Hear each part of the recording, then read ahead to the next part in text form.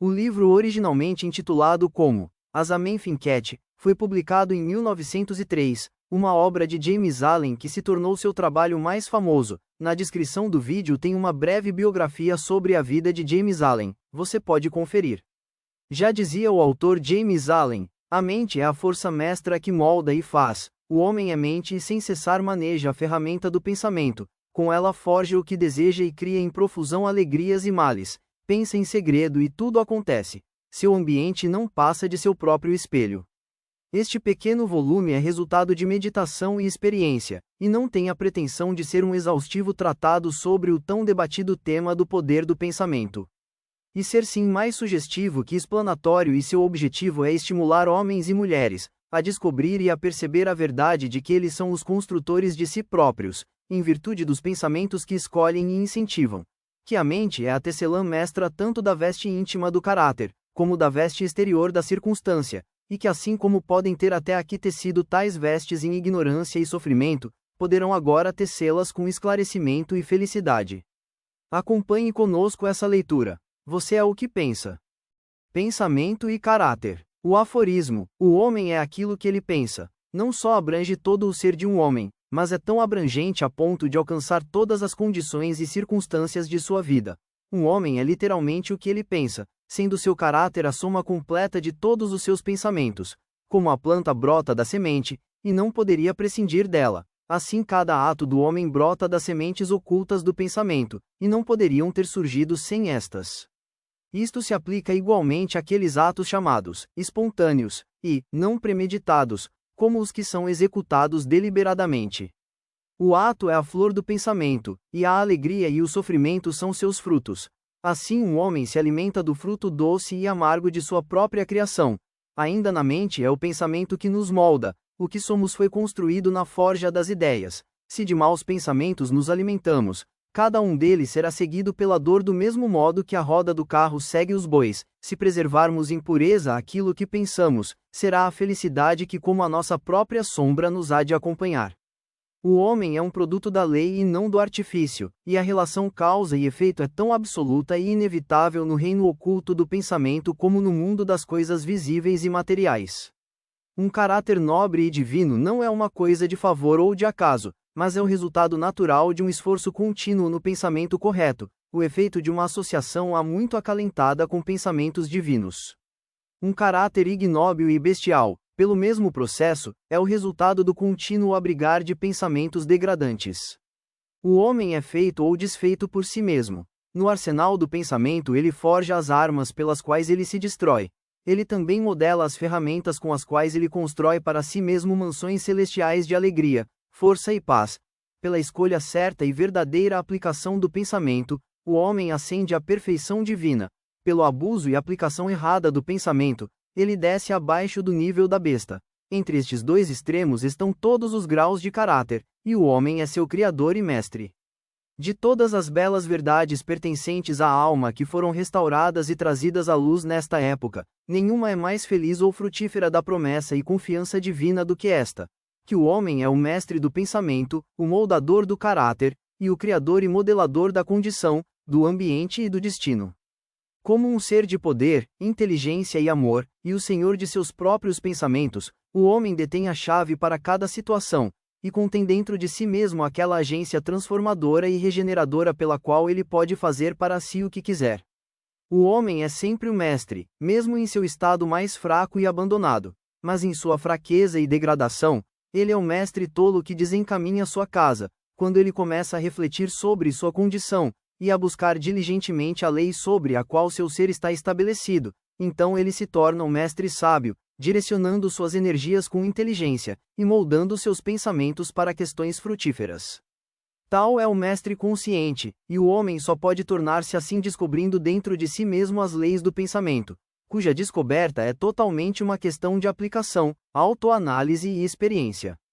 Somente através de muita prospecção e mineração, o ouro e os diamantes são obtidos, e o homem pode encontrar toda a verdade relacionada com seu ser, se ele escavar fundo na mina de sua alma, e que ele é o criador de seu caráter, o moldador de sua vida e o construtor de seu destino. Ele pode provar inequivocamente, se observar, controlar e alterar seus pensamentos, identificando seus efeitos sobre si mesmo, sobre os outros, e sobre sua vida e circunstâncias, ligando causa e efeito pela prática e investigação paciente, e utilizando cada experiência sua, mesmo a mais trivial ocorrência diária, como um meio de obter aquele conhecimento de si mesmo que é compreensão, sabedoria e poder.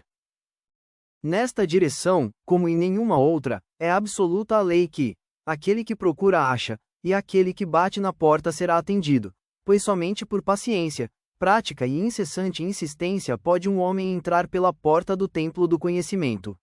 Efeito do pensamento sobre as circunstâncias. A mente humana pode ser comparada a um jardim, que pode ser cultivado de forma inteligente ou permitir que se cresça em estado selvagem, mas quer seja cultivado ou negligenciado deve e irá desenvolver-se. Se nenhuma semente útil for colocada nela, então uma abundância de sementes de ervas daninhas cairá nela, e continuará a produzir sua espécie.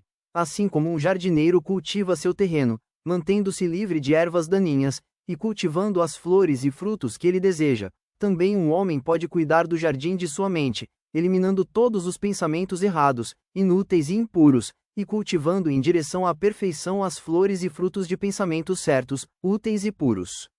Ao seguir este processo, mais cedo ou mais tarde um homem descobre que ele é o mestre jardineiro de sua alma, o diretor de sua vida. Ele também revela dentro de si mesmo as leis do pensamento e compreende, com cada vez maior precisão, como as forças do pensamento e os elementos da mente operam na formação de seu caráter, circunstâncias e destino.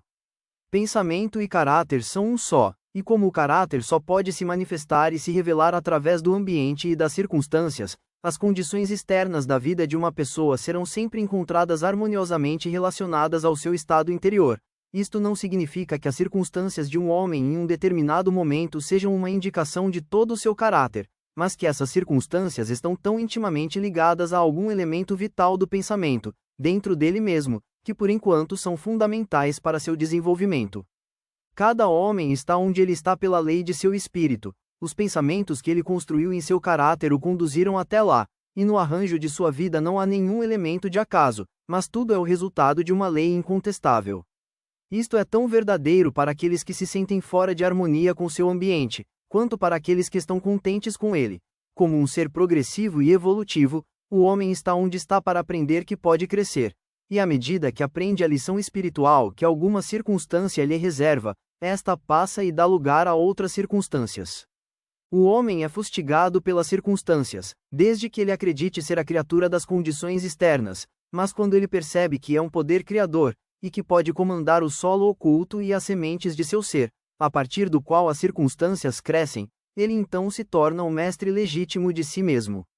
Que as circunstâncias nascem do pensamento é algo que todo homem que tenha praticado durante algum tempo o autocontrole e a autopurificação sabe, pois ele terá notado que a alteração em suas circunstâncias tem ocorrido em proporção exata com sua condição mental.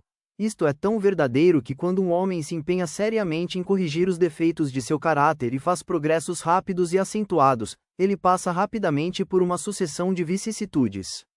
A alma atrai aquilo que secretamente alimenta, aquilo que ama, e também aquilo que teme. Atinge o apogeu de suas mais caras aspirações e desce ao nível de seus desejos impuros, e as circunstâncias são o meio pelo qual a alma recebe o que lhe é devido. Toda semente pensamento que se semeia ou deixe cair e arraigar-se na mente multiplica-se, e mais cedo ou mais tarde dela brota o ato, trazendo os frutos de oportunidade e circunstância próprios de sua espécie. Bons pensamentos darão bons frutos, maus pensamentos, maus frutos.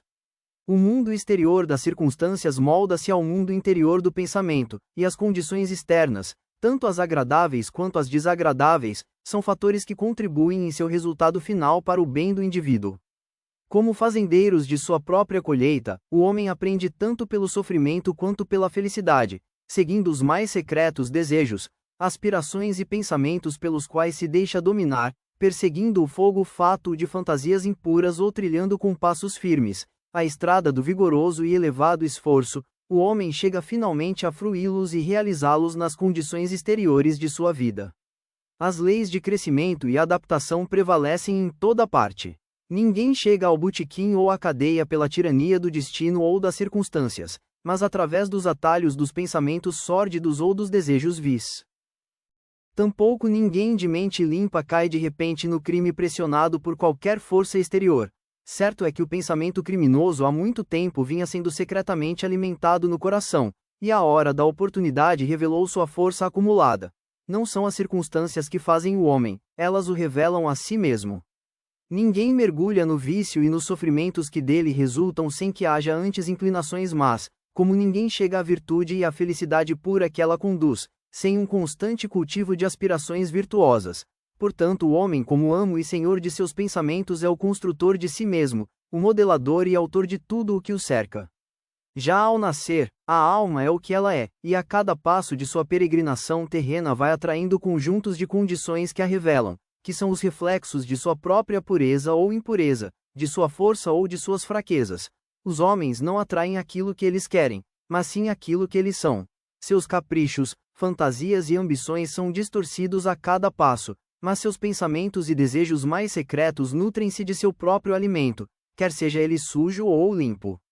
A divindade que forja nossos destinos está em nós mesmos, é o nosso próprio eu. O homem é manietado somente por si mesmo. E o pensamento e a ação são os carcereiros do destino, se forem vis trará prisão.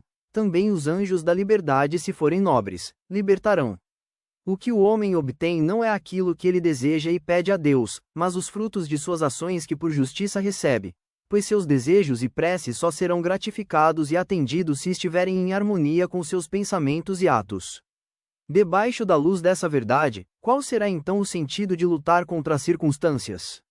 É que o homem está sempre se revoltando contra algum efeito externo, ao mesmo tempo que sem cessar alimenta e mantém a causa em seu coração. Essa causa pode assumir a forma de um vício consciente ou de uma fraqueza inconsciente, mas seja o que for, retarda obstinadamente os esforços do seu portador, e assim clama bem alto por um remédio. Os homens vivem ansiosos por melhorar suas condições, mas não querem melhorar a si mesmos. Por isso permanecem amarrados. O homem que não recua diante da autocrucificação sempre irá realizar o objetivo a que seu coração almeja. Isso é tão verdade quanto as coisas da terra quanto as do céu. Até mesmo aquele cujo único objetivo é adquirir riquezas, deve estar preparado para fazer grandes sacrifícios pessoais até que possa atingir a sua meta, quanto mais aquele que almeja realizar uma vida nobre e bem equilibrada. Vejamos o exemplo de alguém que esteja na mais extrema pobreza. Ele anseia ardentemente por melhoras no seu ambiente e no seu lar, mas está sempre faltando ao trabalho, e acha justo tentar enganar o patrão sob o pretexto de que não recebe um salário suficiente. Esse indivíduo não compreende os mais simples rudimentos daqueles princípios que constituem a base da verdadeira prosperidade, e não só está totalmente despreparado para sair da sua miséria, como na realidade estará atraindo para si misérias ainda piores, por abrigar e manifestar em atos seus pensamentos indolentes, fraudulentos e covardes. Imaginemos um homem rico que tenha sido vítima de uma enfermidade dolorosa, resultante de sua gula, e está disposto a pagar altas somas de dinheiro para se ver livre dela, mas não quer sacrificar suas tendências de gula, quer satisfazer o seu apetite por iguarias requintadas e exóticas e ao mesmo tempo cultivar a saúde. Esse sujeito está totalmente despreparado para ter saúde, porque ainda não aprendeu os princípios básicos de uma vida saudável. Tomemos agora, por exemplo, um empregador de mão de obra, que adota medidas desonestas para evitar o pagamento de salários justos aos seus operários, e na esperança de alcançar maiores lucros, reduz esses salários. Tal empresário está totalmente despreparado para a prosperidade, e quando se surpreender falido tanto no que diz respeito à reputação quanto aos seus bens, colocará a culpa nas circunstâncias sem saber que ele é o único responsável pelas condições em que se encontra. Citei esses 3 casos para ilustrar a verdade segundo a qual o homem é o causador, embora quase sempre inconsciente das circunstâncias que o cercam, e de que ao mesmo tempo que almeja um bom resultado, está continuamente defraudando a sua realização por abrigar pensamentos e desejos que não podem de forma alguma se harmonizar com o bem. Tais exemplos poderiam ser multiplicados e variados quase que ao infinito, mas isso não é necessário, pois o leitor, se assim decidir, poderá acompanhar a ação dessas leis do pensamento em sua própria mente e vida, e enquanto isso não for feito, meros fatos externos não poderão servir de base para o raciocínio. Entretanto, as circunstâncias são tão complicadas, o pensamento tem raízes tão profundas e as condições de felicidade variam tanto de indivíduo para indivíduo, que não se pode julgar o estado de alma global de alguém embora a própria pessoa possa conhecê-lo. somente pelo aspecto externo de sua vida. Um homem pode ser honesto em certos sentidos, e entretanto passar privações, e outro pode ser desonesto em certos sentidos, e mesmo assim enriquecer. Mas a conclusão geralmente tirada de que o fulano fracassou exatamente por causa de sua honestidade, e que o cicrano prosperou justamente porque é desonesto, é o resultado de um julgamento superficial de que o homem desonesto é quase que totalmente corrupto, e o honesto quase que totalmente santo e virtuoso. Mas não é assim que se deve analisar. Pela ótica de um conhecimento mais profundo e de uma experiência mais ampla, se verifica que tal julgamento está errado. O homem desonesto pode possuir algumas virtudes admiráveis que o outro não tem, e o honesto poderá ter vícios odiosos, que não existam no outro. O homem honesto colhe os bons resultados de seus pensamentos e atos honestos, mas também atrai para si os sofrimentos causados pelos seus próprios maus vícios. O desonesto colhe do mesmo modo seus próprios sofrimentos, mas também a felicidade. Agrada à vaidade humana acreditar que as pessoas sofrem em consequência de suas virtudes, mas enquanto o homem não tiver extirpado de sua mente todo o pensamento doentio, amargo e impuro e não tiver lavado de sua alma a última nódoa do pecado, não terá condições de saber e declarar que seus sofrimentos são o resultado de suas boas qualidades, e não das más, e a caminho dessa suprema perfeição, ainda que há muito a tenha alcançado, ele descobrirá operando em sua mente e em sua vida, a grande lei que é absolutamente justa, e portanto não poderá pagar o bem com o mal nem o mal com o bem. De posse de tal conhecimento ele saberá então, virando os olhos para seu passado de ignorância e cegueira, que sua vida e sempre foi ordenada com justiça, e que todas as suas experiências passadas boas e más, foram o produto equitativo de seu próprio ser não evoluído, mas que busca a evolução. Certo é que, bons pensamentos e atos, jamais produzirão maus resultados, e maus pensamentos e atos, jamais produzirão bons resultados. Isso equivale dizer que do trigo só poderá nascer trigo, e de urtigas só urtigas. Nós entendemos essa lei no mundo natural e lidamos com ela, mas poucos são os que a entendem no mundo mental e moral, embora sua ação nele seja igualmente simples e inevitável, e não cooperam com ela. Assim, o sofrimento é sempre o efeito do pensamento errado em algum sentido. É um indício de que o indivíduo está em desarmonia consigo mesmo, com a lei do seu ser.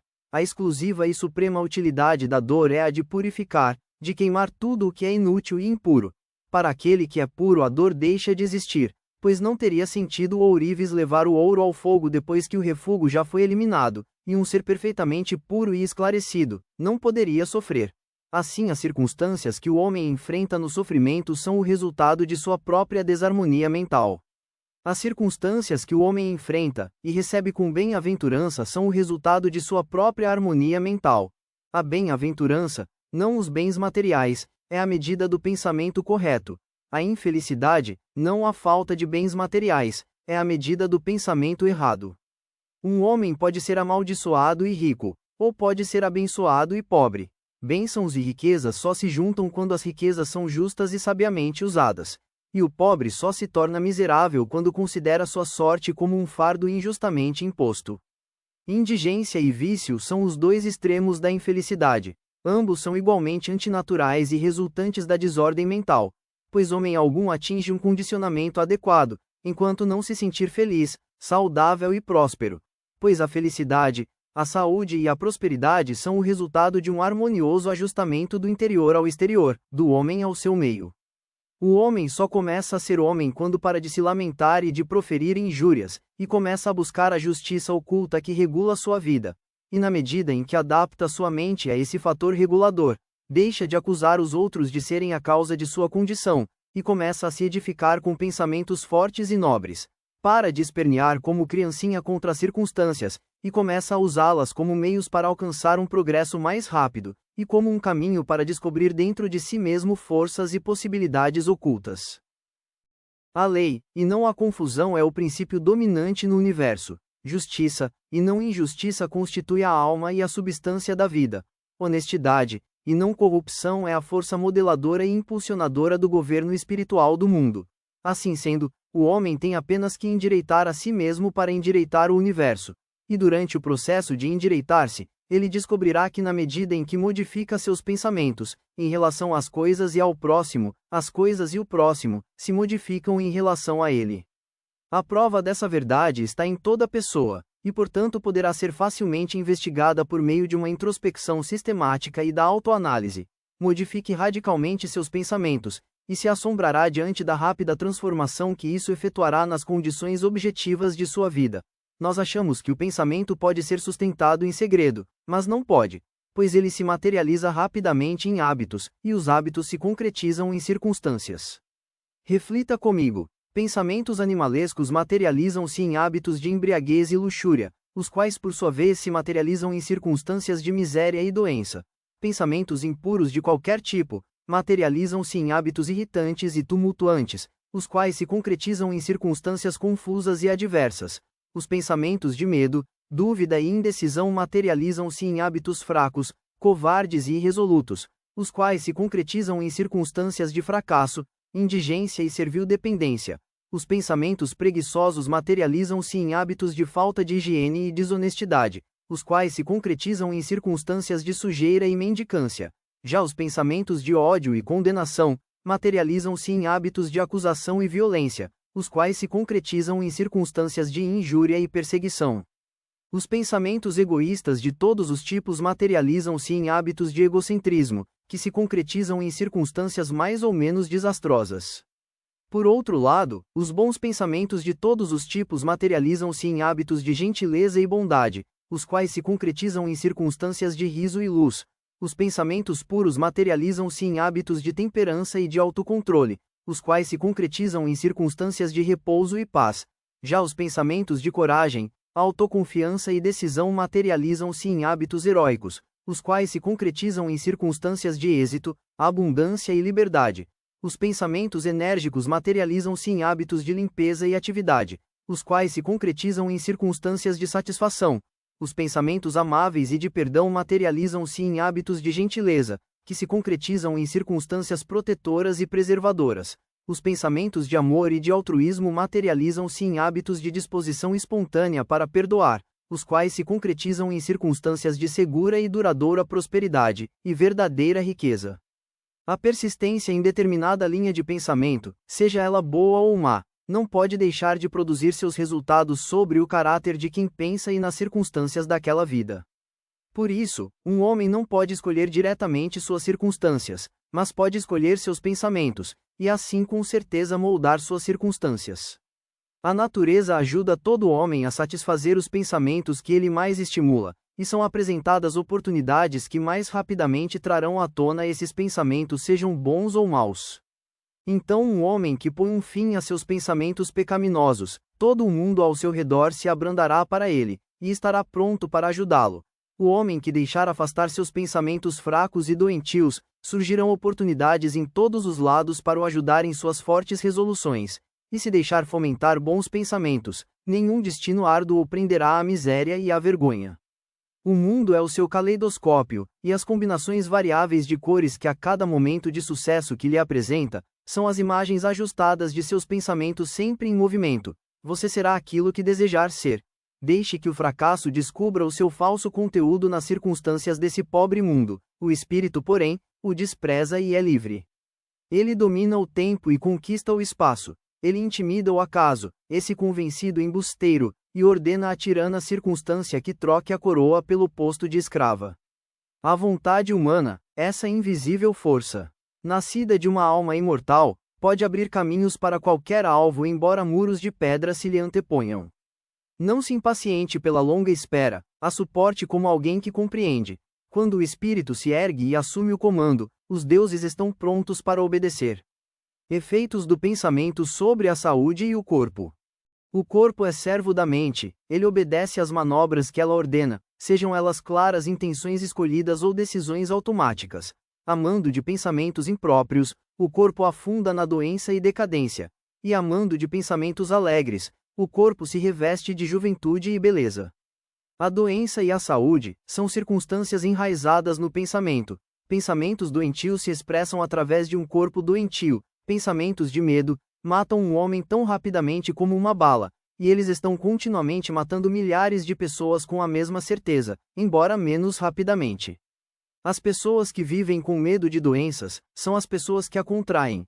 A ansiedade desmoraliza todo o corpo e abre a entrada para as doenças. Pensamentos impuros, mesmo que não sejam fisicamente indulgentes, logo estragam o sistema nervoso. Já os pensamentos fortes, puros e felizes constroem o corpo com vigor e graça. O corpo é um instrumento delicado e moldável, que responde prontamente aos pensamentos pelos quais é influenciado, e os hábitos de pensamento produzirão seus próprios efeitos bons ou ruins sobre ele. Os homens continuarão a ter sangue impuro e envenenado, enquanto tiverem pensamentos impuros, pois de um coração limpo, vem uma vida limpa e um corpo limpo. De uma mente contaminada provém uma vida contaminada e um corpo doente. O pensamento é a fonte da ação, da vida e da manifestação. Por isso faça dele uma fonte pura e tudo será puro. A mudança alimentar não ajudará um homem que não muda seus pensamentos, porque quando um homem torna seus pensamentos puros, automaticamente ele não deseja mais alimentos impuros. Pensamentos limpos limpam os hábitos. O suposto santo que não lava seu corpo não é um santo. Aquele que fortaleceu e purificou seus pensamentos não precisa mais considerar o micróbio maléfico. Se você quiser proteger seu corpo, proteja sua mente. Se você quiser renovar seu corpo, enfeite e embeleze sua mente. Pensamentos de malícia, inveja, desilusão, desânimo, roubam do corpo sua saúde e energia. Um rosto ranzinza não vem por acaso. Ele é feito por pensamentos ranzinzas. As rugas que danificam são atraídas pela insensatez, paixão e orgulho. Eu conheço uma mulher de 96 anos, que tem o rosto brilhante como de uma garota, mas também conheço um homem bem abaixo da meia-idade, com o rosto traçado por contornos desarmônicos. Um é o resultado de uma disposição doce e alegre, o outro é o resultado da paixão e do descontentamento. Assim como não se pode ter uma morada agradável e saudável a menos que se deixe entrar o ar e o sol em seus cômodos, um corpo forte e um rosto brilhante, só vem do resultado do livre acesso de pensamentos de alegria e boa vontade para com a vida em sua mente. Nos rostos dos idosos há rugas feitas pela simpatia, outros pelo pensamento forte, e outros são esculpidos pela paixão. Quem pode perceber a diferença?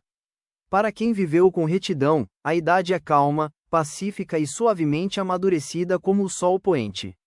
Recentemente vi um filósofo em seu leito de morte, rosto jovial mesmo sendo velho. Ele morreu tão suavemente quanto como havia vivido. Não há médico como o pensamento alegre para dissipar os males do corpo. Não há nenhum consolador que se compare com a boa vontade para dispersar as trevas do pesar e da tristeza. Viver continuamente em pensamentos de má vontade, cinismo, desconfiança e inveja, é estar confinado em um buraco feito por si mesmo. Mas, pensar bem de todos, estar alegre com todos, aprender pacientemente a encontrar o bem em pensamentos altruístas, são os próprios portais do céu, e habitar dia após dia em pensamentos de paz para com cada criatura trará paz abundante a seu possuidor. Pensamento e objetivo. Até que o pensamento esteja ligado ao propósito, não há realização inteligente. Na maioria das vezes, a casca do pensamento é deixada à deriva sobre o oceano da vida. A falta de objetivo é um vício, e se quiser desviar-se da catástrofe e da destruição, deve pôr um fim a essa deriva. Aqueles que não têm um propósito central em suas vidas, são presas fáceis de pequenas preocupações, medos, problemas e autopiedade. Tudo isso produz fraqueza, que levam a pecados deliberadamente planejados, ao fracasso, infelicidade e perda, pois a fraqueza não consegue persistir em um universo movido pela energia. Um homem deve conceber um propósito legítimo em seu coração, e se lançar na luta para alcançá-lo e cumpri-lo. Ele deve fazer deste propósito o ponto centralizador de seus pensamentos. Pode tomar a forma de um ideal espiritual, ou pode ser um objetivo mundano, de acordo com sua natureza no momento.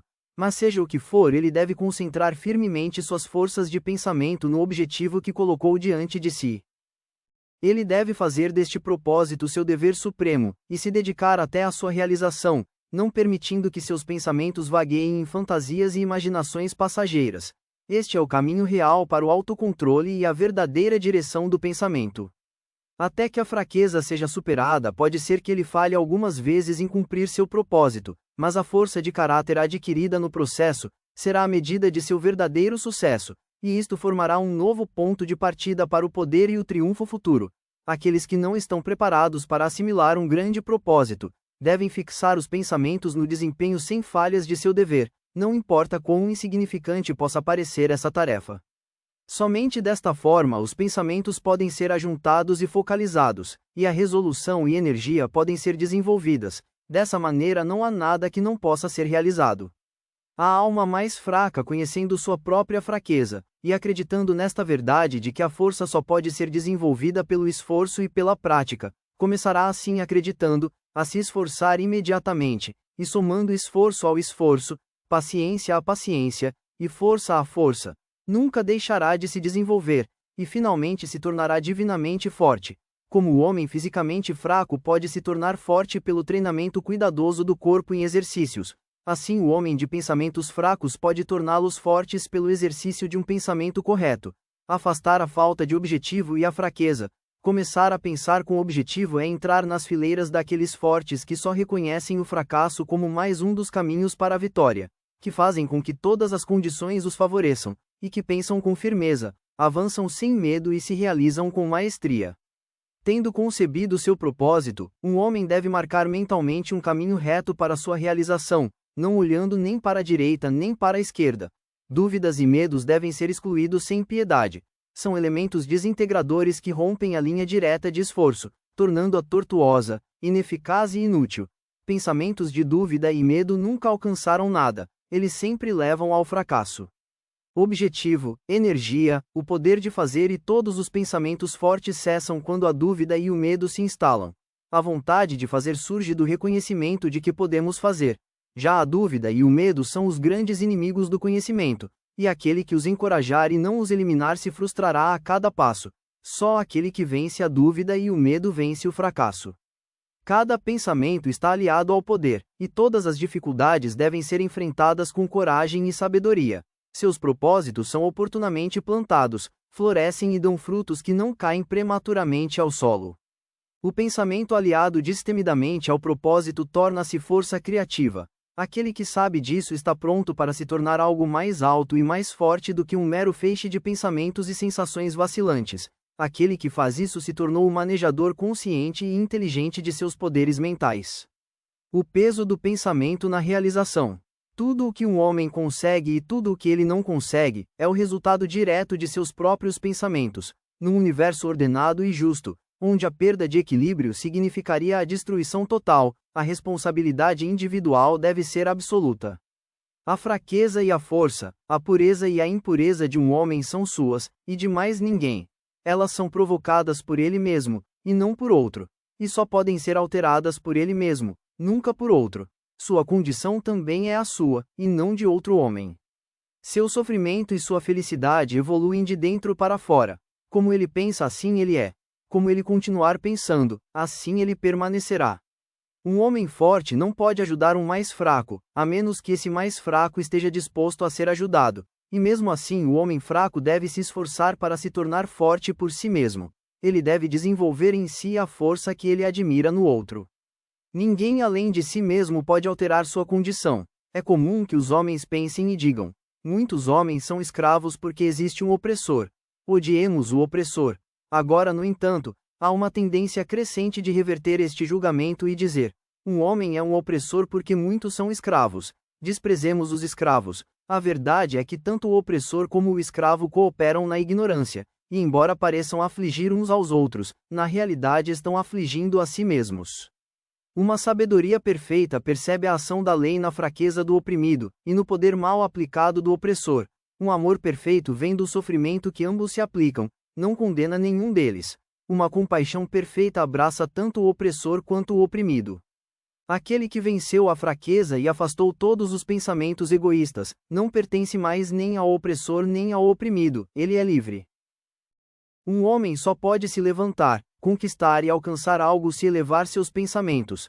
Também só permanecerá fraco, abjeto e miserável se não elevar seus pensamentos.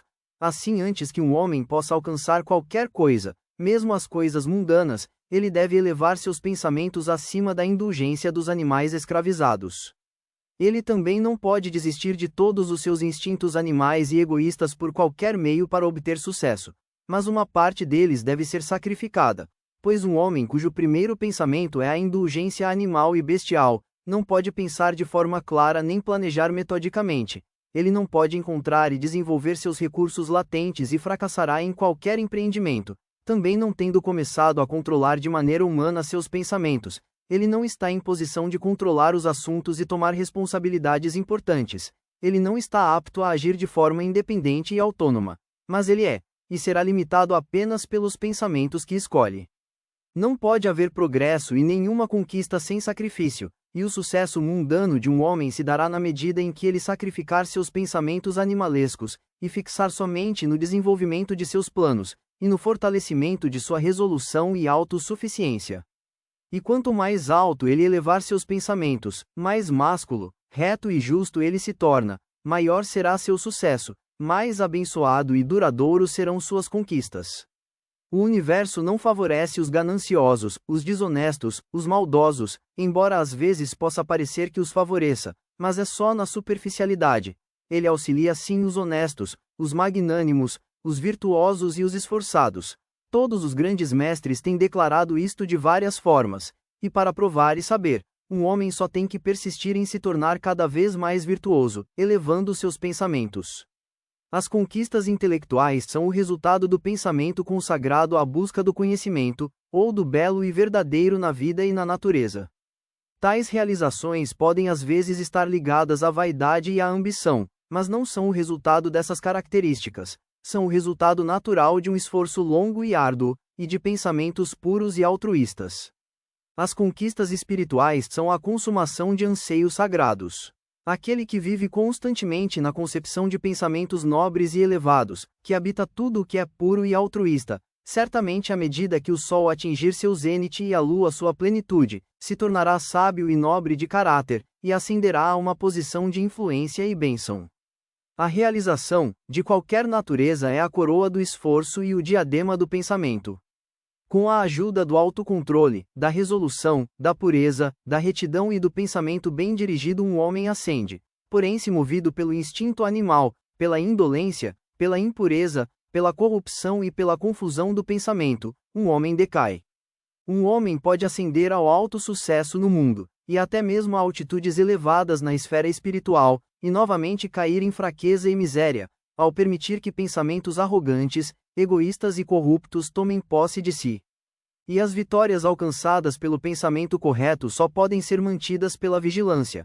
Muitos cedem quando o sucesso é alcançado e rapidamente voltam ao fracasso. Todas as conquistas, seja no mundo dos negócios, intelectual ou espiritual, são o resultado de um pensamento definitivamente direcionado, são governadas pela mesma lei e têm o mesmo método. A única diferença está no objeto de realização, e na meta que visam atingir. Aquele que quer realizar pouco deve sacrificar pouco. Aquele que quer realizar muito deve sacrificar muito. Aquele que quiser alcançar grandes coisas terá que fazer grandes sacrifícios. Visões e ideais. Os sonhadores são os salvadores do mundo. Uma vez que o mundo visível é sustentado pelo invisível, os homens, através de todas as suas provações, pecados e vocações sórdidas, são nutridos pelas belas visões de seus sonhadores solitários. A humanidade não pode esquecer seus sonhadores, não pode deixar que seus ideais desapareçam. Ela vive neles, reconhece neles as realidades que um dia verá e conhecerá. O compositor, escultor, pintor, poeta, profeta e sábio, são os criadores do além, os arquitetos do céu. O mundo é belo porque eles viveram. Sem eles a humanidade trabalhadora pereceria. Aquele que preza uma bela visão, um ideal sublime em seu coração, um dia o realizará. Cristóvão Colombo teve uma visão de outro mundo, e o descobriu. Copérnico fomentou a visão de uma multiplicidade de mundos, e um universo mais amplo se revelou. Buda teve a visão de um mundo espiritual de beleza imaculada e paz perfeita, e entrou nele. Aprecie suas visões, valorize seus ideais, ouça a música que agita seu coração, a beleza que se forma em sua mente, o encanto que envolve seus pensamentos mais puros, pois deles crescerão todas as condições desejáveis. Se você permanecer fiel a eles, seu mundo será finalmente construído. Por acaso os desejos mais baixos do homem receberão a mais plena medida de recompensa, e suas mais puras aspirações definharão por falta do alimento que as sustente. Então alimente o que deseja. A lei é: pedireis e recebereis.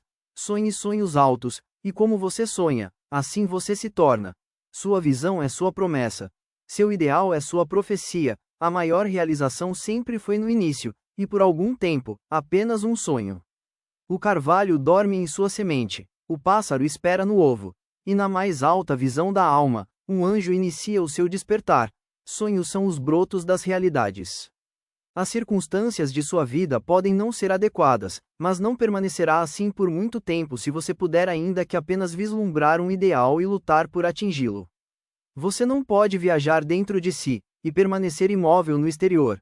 Tem que agir. Imagine um jovem duramente oprimido pela pobreza e pelo trabalho, confinado horas a fio numa oficina insalubre, analfabeto e carente de todas as formas de refinamento. Mas ele sonha com melhores coisas. Pensa na inteligência, no refinamento. Então ele imagina mentalmente e constrói uma condição ideal de vida. A visão de uma liberdade o domina. A inquietação o impele para a ação e ele utiliza tudo o que consegue poupar de seu tempo e recursos, para desenvolver suas potencialidades e em muito pouco tempo sua mente se modifica de tal forma que a oficina não pode mais contê-lo. A oficina árdua se desarmoniza com sua mentalidade, e ela desaparece de sua vida como uma roupa que despimos, e por ter aumentado suas potencialidades surgiram novas oportunidades, e ele abandonará para sempre aquela oficina. Anos mais tarde vamos encontrar esse jovem já feito homem maduro, e sendo senhor de suas forças mentais, as quais maneja com largo prestígio e poder. Em suas mãos está as cordas de grandes responsabilidades. Agora ele um exemplo transformador, homens e mulheres bebem de suas palavras e reformam seus caráteres, e como um sol ele transformou-se no luminoso eixo em torno do qual giram inúmeros destinos. Esse homem realizou a visão que teve na sua juventude, ele se tornou um só com o seu ideal. Você também, leitor, realizará a visão de seu coração, seja ela vil ou bela, ou uma mistura de ambos. Se não for ocioso, caminhará sempre na direção daquilo que secretamente mais ama. Você se tornará tão pequeno quanto o desejo que o controla, e tão grande quanto a aspiração que o domina. Nas palavras de Stanton Kirkham Davis, você pode estar fazendo suas contas, e de repente sair pela porta que por tanto tempo parecia ser uma barreira diante de seus ideais, e se ver diante de uma audiência, tendo a caneta ainda enfiada por trás da orelha e o papel ainda na mão, e nesse mesmo instante ver jorrar a torrente de sua inspiração. Poderá estar pastoreando carneiros e em boquiaberto e bucólico espanto, passar a vagar pela cidade. Intrepidamente guiado pelo Espírito, entrará na sala do mestre e ele dirá: não tenho mais nada para lhe ensinar. E agora, você que há tão pouco tempo sonhava grandes coisas enquanto pastoreava carneiros, se tornou o mestre e agora deve ensinar, então assuma por si mesmo a regeneração do mundo. O ignorante e preguiçoso, vendo apenas a aparência das coisas e não as coisas em si, ao ver um homem enriquecer diz: que sorte ele tem! E observando um outro se tornar intelectual diz: como ele é privilegiado! E observando o caráter santo e a grande influência de outro, diz: o acaso o ajuda a cada passo. Mas eles não veem ou não querem ver as provações, os fracassos e as lutas que estes homens enfrentaram para ganhar experiência. Não têm ideia dos sacrifícios, dos esforços incansáveis, da fé e da perseverança que impuseram a si mesmos para que pudessem superar o intransponível e realizar a visão de seu coração. Eles não conhecem as trevas nem as mágoas do coração. Eles só veem a luz e a alegria e a chamam de sorte.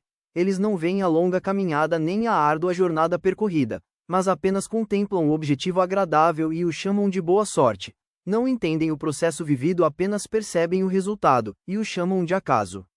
Em todos os assuntos humanos há esforços e há resultados, e a força do esforço é a medida do resultado, portanto o acaso não existe. Presentes, poderes, bens materiais, intelectuais e espirituais são frutos do esforço, são pensamentos concluídos, alvos atingidos e visões antigas realizadas. Assim a visão que você glorifica em sua mente, o ideal que você entroniza em seu coração, isto construirá sua vida e nisto você se tornará. A serenidade, a tranquilidade da alma é uma das mais belas joias da sabedoria. É o resultado de um longo e paciente esforço de autocontrole pessoal. Sua presença é uma indicação de experiência madura, e de um conhecimento mais que comum das leis e operações do pensamento.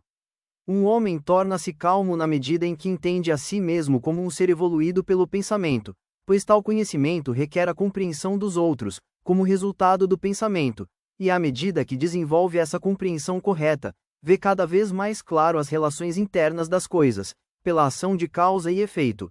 Então ele deixa de se abalar, deixa de se preocupar e de se lamentar, e permanece equilibrado, firme e sereno.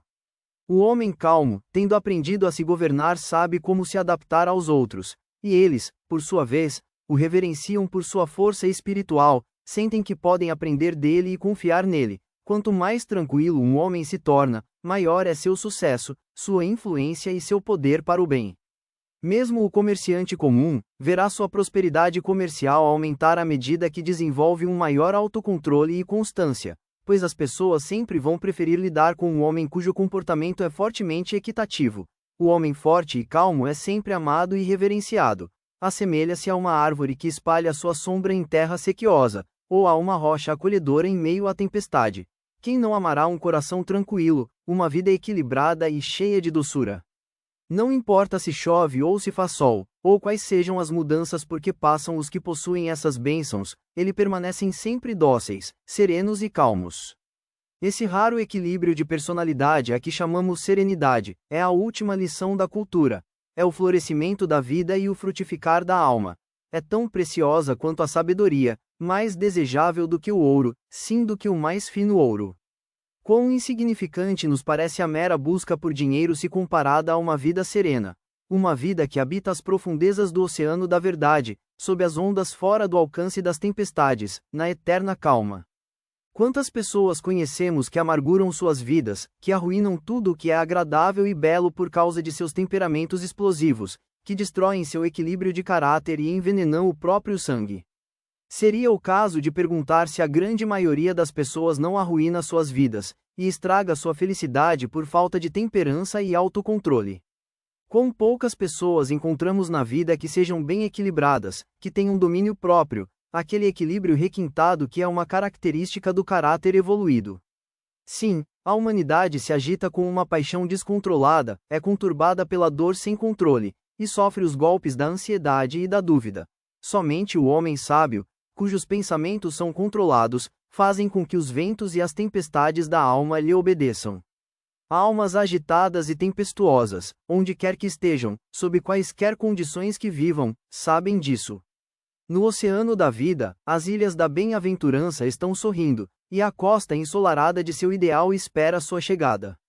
Portanto, mantenha sua mão firme sobre o leme do pensamento. Na barca de sua alma repousa o mestre comandante. Ele apenas dorme, acorde-o.